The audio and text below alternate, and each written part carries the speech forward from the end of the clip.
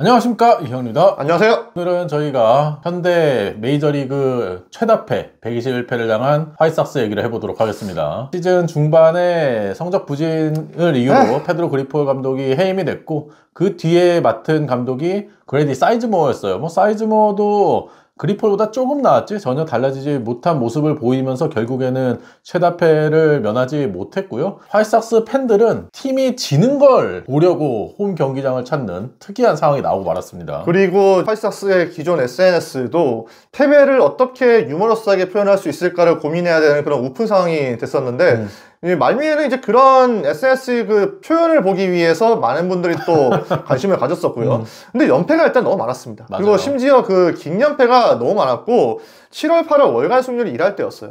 그리고 7월 8월에 도하 거둔 승수가 7승이었었는데 이게 한 개인 투수가 두 달 동안 7승을 거둔 투수가 5명 있더라고요. 많았네. 이게 말이 안 되는 거지. 그러니까 이게 지금 한 팀이 두 달 동안 거둔 승리가 7승밖에 안 된다는 건 이 팀이 얼마나 많이 졌는지를 짐작을 할 수가 있고 메이저리그 수준이라고 보기 힘들 정도로, 또 저희가 뭐 중계도 몇 번 했지만 중계 때 무슨 말을 해야 될지 정도로 좀 어두운 그런 시즌이었었죠. 결국에는 시즌이 끝나고 나서 그레디 사이즈모 감독이 이제 빠져나가고 윌 베너블, 텍사스에서 부감독을 했었던 코치를 데려왔어요. 아 근데 그 감독 후보 누군지 봤어요? 필 레빈하고 필 레빈은 맞습니다. 사이즈모도 이제 또 감독 맞아요. 연장할 수 있다고 나왔었고 나는 필 레빈 이름 보고 이건 아니다 싶었어요. 그러니까 점점 더 남은 그런 희망이 보이는 그런 인물들을 고려했었어야지, 그런 인물들을 줄을 세워서 고민을 한 끝에 결정한 감독이 베나블이잖아요. 최근에 지도자 생활을 계속 했다는 것 자체에서는 괜찮더라고요. 컵스에서는 조 매든 감독 밑에 있었고, 그렇죠. 보스턴에서는 알렉스 코라 감독 밑에 있었어요. 그리고 최근에는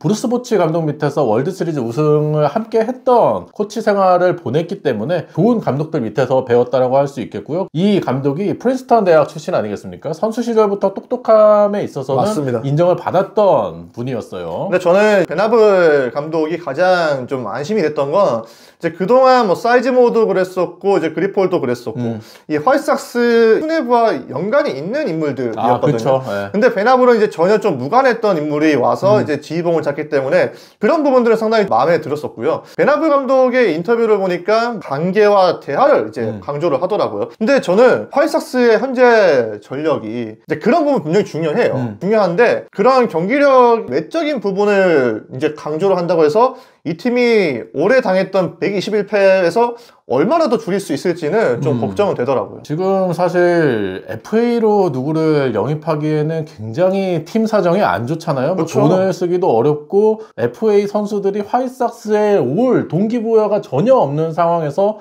결국에는 자금력으로 꼬셔야 되는데 화이트삭스가 그렇게 돈을 많이 투자할 이유도 없기 때문에 이번 오프시즌에 전력 보강을 하려면 결국에는 트레이드를 통해서 해야 되는데, 지금 게럿 크러쉬와 루이스 로버트 주니어의 트레이드 얘기가 꾸준히 나오고 있거든요. 특히나 게럿 크러쉬로 타자 쪽을 보강하겠다, 공격력을 보강하겠다라는 크리스 게츠 단장의 이 얘기가 있었어요. 근데 그런 공격력을 보강을 한다고 하더라도 현재 크로셰의 가치가 후반기 때도 잘했다면 유지가 됐겠지만 지금 가치가 좀 떨어진 상태에서 확실하게 이 타선을 이끌 수 있는 중심 타자를 데려오는 건 쉽지 않다고 보거든요.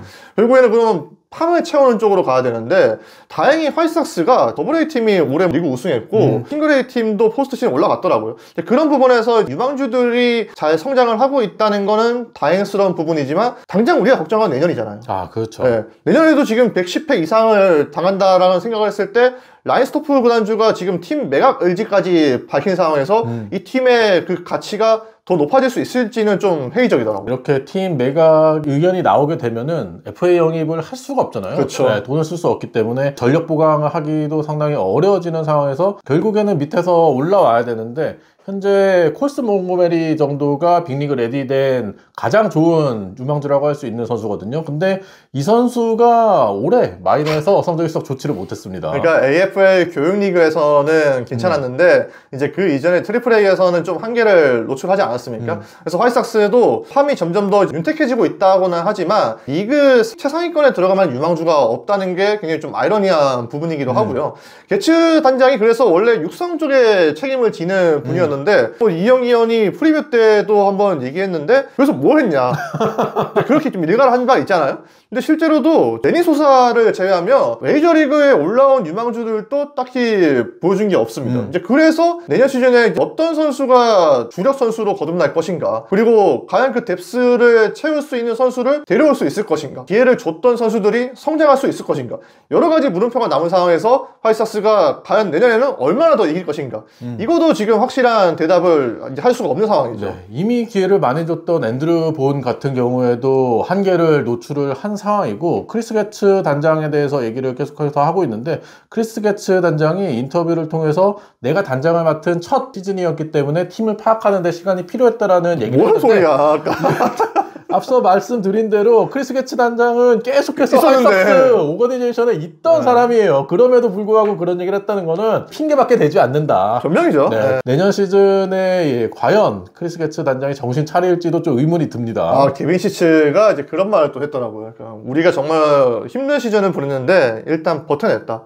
그러니까 그게 버틴 거야? 그러니까 서로 경력을 했대. 이제 그런 식으로 얘기를 하면서 화이트삭스가 분명 내년에는 좀 더 좋은 시즌을 보낼 수 있을 것이라고 자신을 했는데, 외부적으로 바라본 시선에서는 좋을 만한 시나리오가 별로 안 나왔습니다. 그래서 자료를 보면서 이제 조사를 하는 와중에도 좀 답답한 마음이 더 큰 상황이었었고, 내년에는 이제 어떤 성적을 보일지가 궁금하지만 어쨌든 전제 조건은 크로셰와 루이스 로버트 주니어가 좋아져야 된다. 한 시즌 내내 좋은 모습 보여주면서 트레이드 마감 시한 때 많은 팀들이 문의할 수 있도록 그런 성적을 거둬야 된다는 게 전제 조건이 아닐까 싶습니다. 그러면은 화이트삭스가 뭐 좀 이러긴 하지만 내년 시즌에는 몇 패나 당할 것 같으세요? 너무 잔인한 질문인데. 몇 승이 아니고 몇 몇 패는 승 아니죠. 100패를 피할 수 있을까? 저는 100패 무조건이라고 봅니다. 저도. 왜냐하면 올해 이제 AL 정도 쪽에서 경쟁력이 좀 올라온 모습이었어요. 화이트삭스만 좀 동떨어진 그런 느낌이었었고, 미네소타도 중계권 문제 때문에 돈을 많이 쓰진 못해도 화이트삭스보다는 전력이 안정되어 있는 팀이라고 봐야 되고, 클리블랜드, 캔자스시티, 디트로이트는 내년에도 계속해서 태권도전을 나서는 세 팀이라고 보면은 화이트삭스는 내셔널리그 서부지구의 콜로라도 같은 그런 위치에 있다고 봐야 되는데, 저도 100패는 무조건 기본적으로 깔고 가야 되지 않나 싶기도 해서 120패를 피하는 게 가장 상책이 아닐까, 예, 그래서 가장 낫지 않을까 싶습니다. 저는 이번에 오스틴 슬레이터 영입을 했잖아요. 네. 오스틴 슬레이터 위의 급으로 FA를 과연 영입할 수 있을까? 굉장히 회의적입니다. 그렇다면은 올 시즌보다 전력이 더 좋아지기는 어렵다라고 보거든요. 거기다가 만약에 게러 크로셰랑 루이스 로버트 주니어를 이번 오프 시즌에 트레이드 한다, 더 전력이 약화될 가능성이 있거든요. 그러면은 올 시즌 세웠던 기록을 내년에 경신할 수도 있다. 진짜 이건 너무 좀 가혹하다 라는 생각이 드는데, 그러니까 우리가 장난으로 이제 화이트삭스가 KBO 리그 오면은 우승할 수 있냐 이렇게 이제 얘기를 하는데, 만약 내년에도 올해의 최다패 기록을 본인들이 경신을 하잖아? 이거 진지하게 한번 접근을 해봐야 돼. 아니 진짜 이거는 너무 가혹해. 이게 너무 한 수준인 거지. 만약 내년에도 우리가 화이트삭스 중계 들어가잖아? 이렇게 되면 할 말이 없는 거야. 그렇죠. 네. 네. 화이트삭스가 올해도 수비 실책 엄청 많이 하고 기본적인 플레이들도 제대로 못하면서 진짜 이게 메이저리그 수준이 맞나 싶을 정도로 우리도 자괴감이 들었어.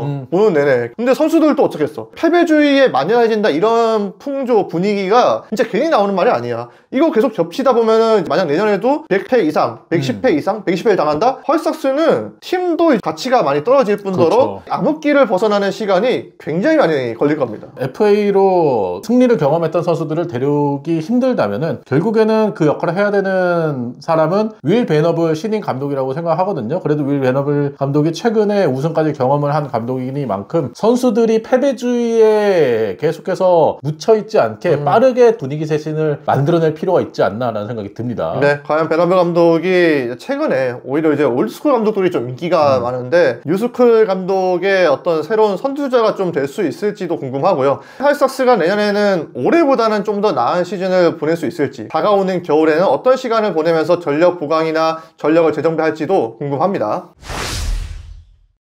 저희가 화이트삭스 얘기를 해봤는데요. 역시나 예상대로 좀 암울한 얘기들이 뭐라? 많았습니다. 진짜 오늘 끝나고 술 한잔 해야겠다. 그거 아니어도 술 한잔 할 거잖아요. 맞습니다. 여러분이 생각하는 화이트삭스의 내년 시즌에 대해서도 댓글 많이 달아주시고요. 구독과 좋아요 부탁드릴게요. 안녕. 감사합니다.